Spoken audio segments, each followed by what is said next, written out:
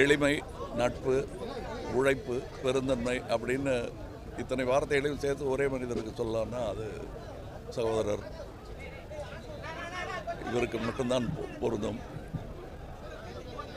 இவர் ஆரம்பத்தில் எப்படி நான் பார்க்கும்போது நட்சத்திர அந்தஸ்து வருவதற்கு முன்னாடி எங்கிட்ட எப்படி பழகினாரோ அதே மாதிரி தான் அவர் இவ்வளோ பெரிய நட்சத்திரமான பிறகுமே கூட பழகிட்டு இருந்தார்.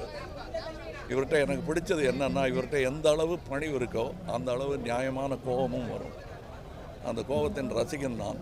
அதனால்தான் அவர் மக்கள் பணிக்கே வந்தார்னு நான் நம்புகிறேன். இப்படிப்பட்ட நேர்மையாளர்களை இழந்திருப்பது ஒரு வித தனிமை தான் என்ன மாதிரி ஆட்களுக்கு.